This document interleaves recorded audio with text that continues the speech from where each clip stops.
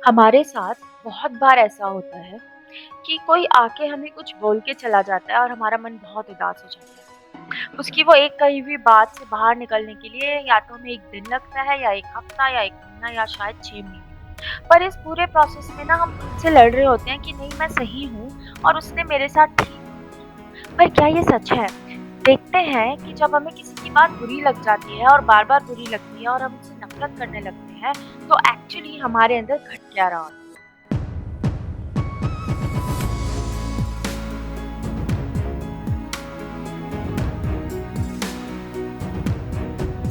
नमस्ते, मेरा नाम है अर्पिता और आप हैं मेरे channel coming from my soul पे। हर बार की तरह इस बार भी इस वीडियो का करस्पॉन्डिंग आर्टिकल, उसका लिंक डिस्क्रिप्शन बॉक्स में है। आप वहां जाके एक्सेस कर सकते हैं। तो अब ये समझने के लिए कि हमारे साथ अंदर क्या हुआ जब किसी ने हमें कुछ कहा, उसके लिए हम एक बात करते हैं बहुत ही अच्छे से कोटेशन की। तो कोटेशन कुछ ऐसा है, your outer reality is the reflection of your inner world. पता है जितने भी फेमस कोटेशंस है ना, जब आप खुद को जानना शुरू करते हैं आपको ये एहसास होगा कि वो सारे कोटेशन में ना बहुत डेप्थ है और वो बहुत सही है। उन्हीं में से एक ये मेरा फेवरेट कोटेशन है और इसको मैं यहाँ ले रही हूँ ये बताने के लिए कि जब हमें किसी की बात बुरी लगती है तो एक्चुअली हमारे साथ क्या हो रहा होता है। अब इसका एग्जाम्पल देखने के लिए सबसे पहले हम क्विकली देखते हैं कि सतयुग से लेके कलयुग तक जब हम आते हैं नीचे तो हो क्या रहा है। देखिए, लेफ्ट हैंड साइड पे है ह्यूमन बीइंग सेलेस्टियल डिग्रीज, माने ह्यूमन बीइंग्स की अंदर की वैल्यूज, उनके गुण। राइट हैंड साइड पे है युगास, सतयुग, त्रेता युग, द्वापर युग, कलयुग। हम सब जानते हैं कि 4 युग होते हैं और हम सब ये भी जानते हैं कि सतयुग बहुत शांत है और कलयुग बहुत अशांत है। सतयुग बहुत सुंदर है और कलयुग उतना नहीं। तो देखिए, जब ह्यूमन कॉन्शियसनेस हाईएस्ट है तो वो सतयुग है, उससे थोड़ा कम है तो त्रेता युग है, उससे और थोड़ा कम है तो द्वापर और सबसे कम है तो कलयुग। राइट। सतयुग के बारे में हमने सुना है कि सतयुग में लोग बहुत शांत थे। हमने भारत के बारे में भी सुना है कि भारत में भी सोने की चिड़िया हुआ करता था। आप देख रहे हैं यहाँ सोना ही सोना है। ये photo by the way Brahma Kumari से ली है मैंने। तो ये बात सही है कि भारत जो है वो सोने की चिड़िया था। सतयुग में ऐसा कहते हैं कि सबके पास अपने अपने सोने के महल हुआ करते थे। वेल्थ वाइज किसी को प्रॉब्लम नहीं थी, कोई पैसा कमाने के लिए टेंशन नहीं लेता था सतयुग में। सोसाइटी में डिफरेंशिएशन था but not on the levels of wealth, that was on the levels of qualities, ऐसा बोलते हैं। तो जो लोग थे वो बहुत खुश रहते थे कि लोगों में विकार नहीं था। विकार माने 5 विकार जो हमारे होते हैं, फाइव वाइसेस, काम, क्रोध, लोभ, मोह, माया। जो पर्यावरण था बहुत सुंदर और बहुत शुद्ध था। नदी का पानी ऐसा था कि आप बस डायरेक्ट पीजिए, बाहर आ जाए तो आपको बहुत ही अच्छा लगे। घर में भी उतना ही अच्छा लगता होगा मैं समझती हूँ, क्योंकि घर बहुत बड़े बड़े हुआ करते थे, हमारा जैसा नहीं था। लोग बहुत खुश रहते थे, आपस में जेलेसी नहीं थी, कोई भेदभाव नहीं था। सब बस ह्यूमन एक्सपीरियंस ले रहे थे बॉडी में, दैट्स इट। बहुत खुश रहते थे। अब हम देखते हैं कुछ पिक्चर्स कलयुग की। तो कलयुग में आते आते अच्छी अच्छी सिटीज में भी ग्रीनरी सारे चेंज हो गई, बहुत सारी बिल्डिंग्स से अच्छा खासा कमाने वाले लोग भी छोटे छोटे घरों में रह रहे हैं। ये हमारी रियलिटी है। आपदाएं बहुत ज्यादा हैं, अर्थक्वेक्स आते हैं। ये पिक्चर आप सबको याद होगा, जो गंगा की आपदा आई थी। सब लोग कहते थे कि हमने पहाड़ों पे इतना इतना उपद्रव मचा के रखा है कि पहाड़ रिएक्ट कर रहे हैं, है ना। हाँ, तो मतलब इस हमने युगोस का एग्जाम्पल क्यों लिया? आप अगर देखें, जब सेलेस्टियल डिग्रीज हाईएस्ट थी, ह्यूमन कॉन्शियसनेस हाईएस्ट थी, तो सतयुग था, प्लैनेट बहुत खूबसूरत था, हर चीज में बहुत गुण थे, फल फूल पेड़ पौधे बहुत हाई क्वालिटी के थे। फिर जैसे ही कॉन्शियसनेस कम होनी शुरू हो गई और कलयुग आ गया, तो हर एक चीज में डिग्रेड होती चली गई वैल्यू, चाहे हमारी सब्जियां हो, चाहे हमारा मानसिक स्तर हो, चाहे हमारे घर हों, चाहे हमारे दूसरों के साथ रिलेशनशिप्स हों, ठीक है? तो माने जैसा ह्यूमन बीइंग का कॉन्शियसनेस है, वैसे ही हमारी आउटर रियलिटी, वैसा हमारा प्लैनेट। जैसा ही हमारा कॉन्शियसनेस गिरा, कलयुग आ गया, कॉन्शियसनेस बढ़ा, सतयुग आ गया, बस यही साइकिल है। इस कॉन्सेप्ट को हम क्या बोलते हैं? हम बोलते हैं मिररिंग, ठीक है? तो जैसे ह्यूमन बीइंग्स जैसे बनते चले जाएंगे, वैसे प्लैनेट में चेंज आते चले जाएंगे। तो दिस इज मिररिंग। तो हमने देखा कि जब सारे लोग जो प्लैनेट पे हैं उनका कॉन्शियसनेस चेंज हुआ, तो युग चेंज होने शुरू हो गए। तो ये तो बात हो गई कलेक्टिव कॉन्शियसनेस की। जब हम बात करते हैं इंडिविजुअल कॉन्शियसनेस की, तो इंडिविजुअल के लाइफ में जो जो घट रहा है, जो रियलिटी है, आउटर रियलिटी, वो एक्चुअली उसके अंदर का नतीजा होती है, ठीक है? तो अब आते हैं अपने टॉपिक पर कि किसी ने हमें कुछ कहा और हमारा मन बहुत परेशान हो गया। एक एग्जाम्पल लेते हैं, मैं अपना लेती हूँ। तो मैं एक ऐसी लड़की हूँ जो प्यार में तू तू करके बात कर सकती है, जिनको मैं क्लोज समझती हूँ, लेकिन मैं किसी को गाली नहीं देती, कभी नहीं देती। तो मानो कि मेरी कोई फ्रेंड आई मेरे पास, हम बात कर रहे हैं और उसने मुझे बातों बातों में ऐसे कहा कि अर्पिता, यार मैं ना बहुत दिनों से सोच रही थी तुमको बताऊं, मुझे ना कभी कभी तुम्हारे साथ बात करके ना बहुत अनकंफर्टेबल फील होता है। समटाइम्स ना अपने 2-3 सेंटेंस में ही तो इतनी गंदी गालियां बोलती हो, बिल्कुल अच्छा नहीं लगता, बहुत इंडिसेंट लगता है। अब आप खुद मुझे बताएं, क्या ये मुझे बुरा लगेगा? या आप मेरी जगह होते तो क्या आपको ये बुरा लगता?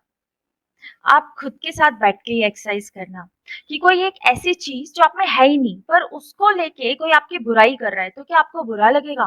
आपको नहीं बुरा लगेगा। मैं उसको बोलूंगी ये तो तेरी तबीयत खराब है क्या, जा सो के आ, शाम को मिलते हैं, बाद में बात करेंगे, कुछ ऐसा, पर बुरा नहीं लगेगा, ठीक है?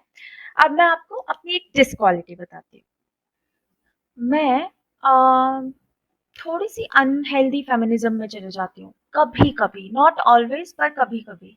अगर आपने मेरा पीएलआर वाला वीडियो देखा होगा तो मैंने उसमें भी शेयर किया है कि मैंने पास्ट लाइफ में भी देखा कि being a feminist I took a tragic step. Anyways, तो अब ये देखते हैं कि अब मेरी सेम फ्रेंड है, मेरे सामने बैठी है और मेरे को कह रही है कि अभी ना कभी कभी ना तेरी बातें ना मुझे बहुत अनरियलिस्टिक लगती हैं। इतना भी क्या फेमिनिज्म यार, इट्स ओके, मैं ना गुड, ऐसी भी कोई बात नहीं है। अब क्या होगा? अब ये मुझे चुभेगा, ठीक है? इस बार ये मुझे बुरा लगेगा और मैं जस्टिफाई करना शुरू कर दूंगी उसे। हम लोग चाय पियेंगे, हम सारी बातें करेंगे, मेरे दिमाग में 3-4 बातें आएंगी, टॉपिक चेंज होगा, फिर भी मैं वापस वही टॉपिक ले आऊंगी और खुद को जस्टिफाई करने की कोशिश करूंगी, वगैरह वगैरह वगैरह। फ्रेंड आई, चाय पी, बातें की, चली गई।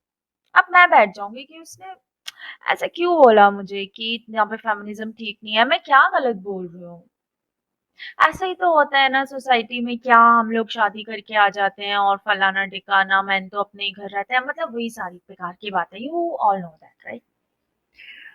तो यहाँ पूरे सीन में दोनों केसेस में हुआ क्या कि जब सामने वाले ने कुछ ऐसा कहा जो मेरा सच नहीं था, जो मुझे पता है मेरा सच नहीं है, मुझे नहीं बुरा लगा, चाहे वो कुछ भी बोले, कितना भी गंदा बोले, बुरा नहीं लगेगा। लेकिन जब उसने कोई ऐसी बात बोली जो मुझे डीप इनसाइड पता है कि वो मेरा सच है, तो मुझे वो बुरी लग गई। अब यहाँ पे क्या हो रहा है? यहाँ पे हो रही है मिररिंग। तो वो जो दोस्त है वो एज ए मिरर खड़ा हो गया है, ठीक है?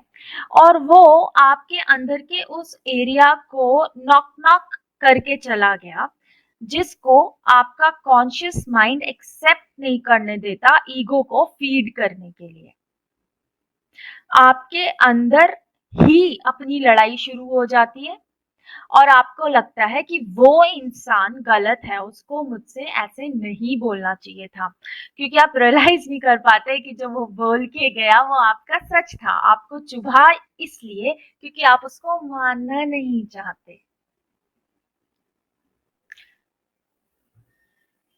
अब ऐसा जरूरी नहीं है कि जो वो इंसान आपसे कह के गया एग्जैक्टली वही बात सच हो, पर उससे ऊपर नीचे कुछ सच हो सकता है, या आपको किसी में कुछ पसंद नहीं है, तो उसमें जो आपको पसंद नहीं है ना, वो चीज़ आपके अंदर एग्ज़िस्ट कर रही है। So that person is just mirroring what you don't like inside you, but you are not working on that. तो इसको समझाने के लिए मैं अपना एक एग्जांपल देती हूँ। ऐसे ही मेरे थेरेपिस्ट से मैं ऐसे कैजुअली बात कर रही थी, तो एक बार मैंने उनको बताया, वो मुझे सिखा भी रही थी past life regression, and I was put on demo. So I told her sorry कि there is this friend of mine with whom I'm very uncomfortable lately. And I don't feel that the person has done anything consciously. ऐसा नहीं है कि उन्होंने मुझे कुछ exact बोला है जो मुझे बुरा लगे है। बस इन जनरल ना मुझे नहीं अच्छा लगता उनके आसपास रहना। तो उन्होंने मुझे कहा कि उनके अंदर की कौन सी बात आपको नहीं अच्छी लगती। तो मैंने उनसे बोला कि मुझे ऐसा लगता है कि that person is double facet, माने वो अंदर से कुछ और है और बाहर से कुछ और है, और I can not stand with such kind of people. क्योंकि मैं मैनी पीपल नो मी कि मैं स्ट्रेट फॉरवर्ड हूँ, और मेरे अंदर कुछ है तो वो फेस पे भी आ जाता है। I just can't control that. So my therapist told me, if it's been long and you feel that that person hasn't told you anything explicitly, yet you feel the same about that person, then probably you are the one who is अंदर से कुछ और बाहर से कुछ। I got little aback कि नहीं ऐसा नहीं है, I known for being transparent. So she kept talking to me. That's what a therapist does. कि आप लोग कब से फ्रेंड्स हो, आपके फ्रेंड सर्कल में और कौन कौन है, आप कहाँ कहाँ घूमने जाते हो, वगैरह वगैरह। Then she came back to the topic of this person and she asked me कि yeah, I can feel that this person is little like that what you told me. तो आप इसको छोड़ क्यों नहीं देते इस फ्रेंड को, जब आप इतना अनकंफर्टेबल हो तो आप इस फ्रेंड को छोड़ क्यों नहीं देते। तो आई टोल्ड माय थेरेपिस्ट की मैं उनको इसलिए नहीं छोड़ती क्योंकि मेरी और उनकी friendship like it's like decades, more than decade, और हमारे कॉमन फ्रेंड्स हैं, अच्छा नहीं लगेगा कि मैं उनको छोड़ूं। बस here she got me. She told me, now you are being double faced. You genuinely don't want to do something, but you are doing for the sake of people कि लोग क्या कहेंगे, so let me continue with this friendship. So it's so deep inside. और भी बहुत सारे examples हैं मेरे। 3-4 साल से I am practising mirror exercise, और मेडिटेशन से कहीं ज्यादा फायदा होता है मिरर एक्सरसाइज करने से। बस थोड़ा सा करनी चाहिए, but when you love yourself you can do it absolutely. तो आगे से कभी भी ऐसा लगे कि कोई लो वाइब्रेशनल है, तो ये जरूरी नहीं है कि वो जेन्युइनली लो वाइब्रेशनल हो। अगर वो जेन्युइनली होगा तो वो आपके दिमाग में अटकेगा नहीं। लेकिन अगर कोई आपके दिमाग में अटक गया और आप 10 लोगों को बोल रहे हैं कि वो लो वाइब्रेशनल है, तो प्लीज एक बार बहुत प्यार से अपने साथ बैठिएगा। ये मेडिटेशन से भी ज्यादा इफेक्ट करता है, जैसा कि मैंने बोला, and it changes you like with in 6 months. It brings a very good shift inside you. You will feel really good about yourself. It's like this is something which I call as real self love. So जब भी आपको trigger हो तो आप समझ जाएं कि कुछ तो अंदर का है जो एकदम से सरफेस पे आ गया। अगर आपको इससे रिलेटेड कोई भी क्वेश्चंस हो तो मुझे कमेंट बॉक्स में लिखिएगा। याद रखिएगा कि इस वीडियो में हमने सिर्फ ये देखा है कि कोई पर्टिकुलर चीज बोल देने पे अगर हमारे मन में कुछ अटक जाए तो क्या पॉसिबिलिटीज हो सकती है। बाकी किसी के साथ अनबन होना या अच्छा नहीं लगना उसके और भी बहुत रीजंस हो सकते हैं। तो चलिए मैं लेती हूँ आपसे विदा। नेक्स्ट वीडियो मैं फिर से लाऊंगी जो भी मैंने कुछ नया सीखा है या प्रैक्टिस किया है उसके बारे में बात करने के लिए। तब तक आप अपना ख्याल रखिए। Thank you, take care, bye bye.